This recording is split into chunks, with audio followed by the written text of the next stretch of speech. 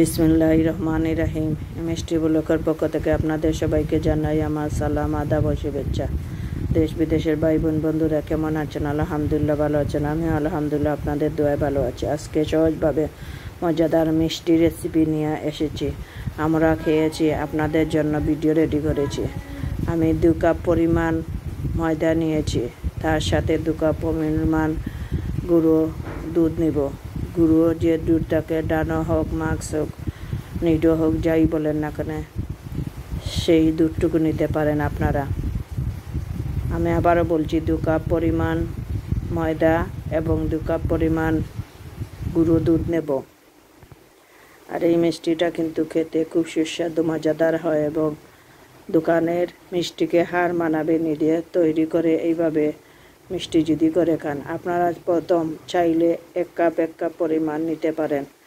আমি একটু বেশি করেই করতেছি, কারণ ঘরে বাচ্চারা নিজে খাবো বলে। আর আমার হাতে তৈরি করলে কোনো জিনিস বাচ্চারা খেতে একটু পছন্দ করে বেশি। 1.5 চা চামচ পরিমাণ বেকিং পাউডার দেব। 1 চামচ এবং আধা চামচ পরিমাণ বেকিং পাউডার দিয়েছি। আর ঘি, যেটা বলে গাইয়া ঘি, তা পরিমাণ মতন দেব। আপনার দেখতে পাবেন 1 চামচ পরিমাণ দিয়ে দিলাম, 2 চামচ পরিমাণ দিয়ে দিলাম। এটাকে এখন ভালো করে মেখে নেব। আর যদি আপনাদের কাছে গরুর দুধ না থাকে, তাহলে 2 টেবিল চামচ পরিমাণ গুঁড়ো দুধকে পানি দিয়ে গুলিয়ে গরম করে ঠান্ডা করে নেবেন।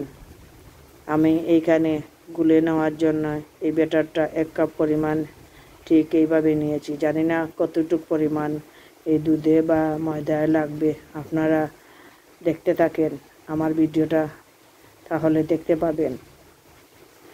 আমি আস্তে আস্তে এইভাবে নেড়ে চেড়ে হালকা হালকাভাবে মেখে নেব।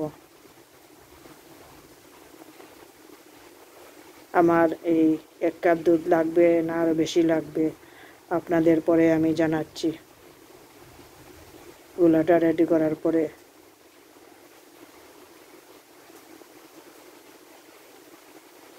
দেখতে পাচ্ছেন আমি নরম করে একটু মেখে নিতেছি। পুরো 1 কাপ পরিমাণ আমার এইখানে দুধ লেগে গিয়েছে।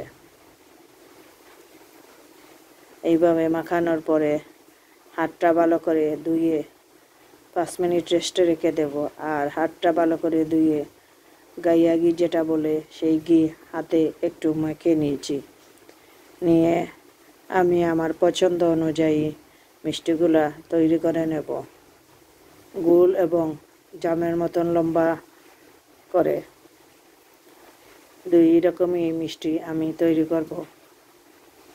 আপনারা চাইলে আপনারা ছোট মিষ্টি বানাতে পারেন বা বড় মিষ্টি বানাবেন।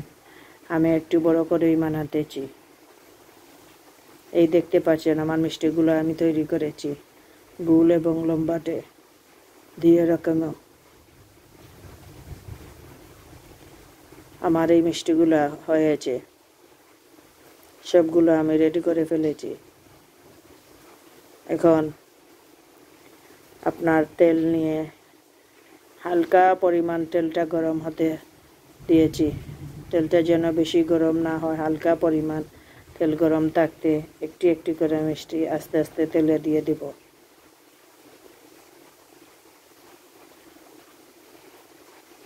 কারণ তেলটা একটু ঠান্ডা থাকতেই দিতে হবে।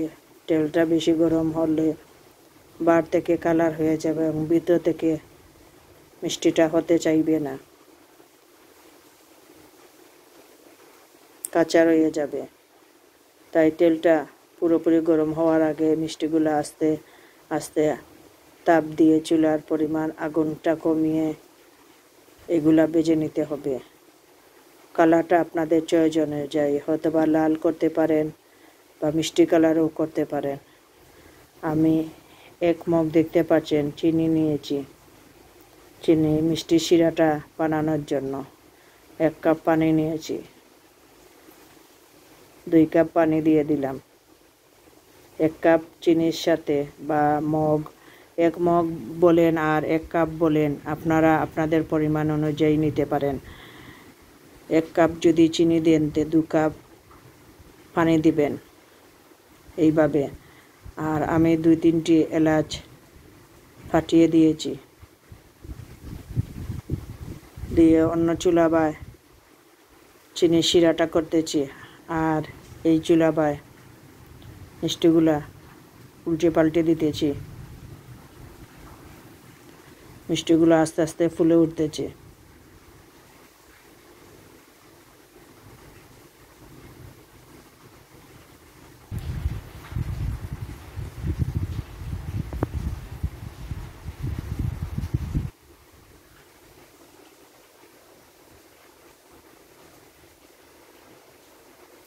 তেলে যত ভাজা হবে তত আস্তে আস্তে মিষ্টিগুলা ফুলে উঠবে। দেখতে পাচ্ছেন আমি কালারগুলা কীরকম করতেছি। আমি একটু কড়া কালার করব, আমরা চাইলে হালকা কালারও করতে পারেন, নিজের পছন্দ অনুযায়ী জালটা দিয়ে।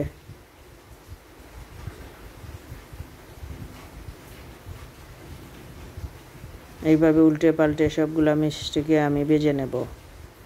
আর চুলার আগুনটা কিন্তু খুবই কমে আছে। দেখতে পাচ্ছেন খুব সুন্দর একটি কালার হয়েছে মিষ্টির। আমি এগুলাকে তুলে নিতেছি জালিতে।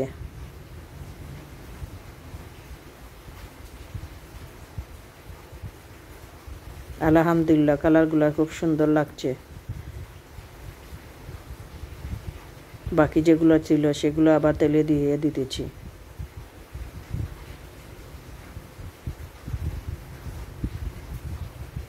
আমি চুলার আগুনটা প্রথম নিভিয়ে ফেলে একটু তেলটাকে ঠান্ডা করে আবার এই মিষ্টিগুলো দিয়ে দিলাম, কারণ তেলটা পুরোপুরি গরম হয়েছিল। চিনির শিরাটা আমি রেডি করে ফেলেছি। আপনারা দেখতে পাচ্ছেন চিনির শিরা আমার গ্লাস 3-4টা আছে। আমার সব মিষ্টিগুলো হয়ে গিয়েছে, তাই আমি চিনির শিরার ভিতরে দিয়ে দিলাম। দিয়ে চুলায় 2 থেকে 3 মিনিট জাল দিয়ে নেব, ঢাকনা দিয়ে ঘুরে।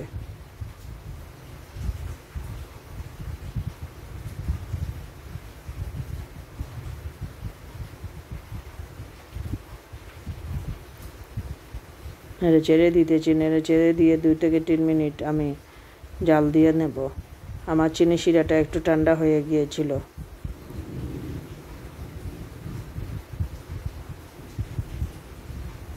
দেখতে পাচ্ছেন চিনি শিরাটা গরম হতেছে এবং ধোঁয়া উঠতেছে।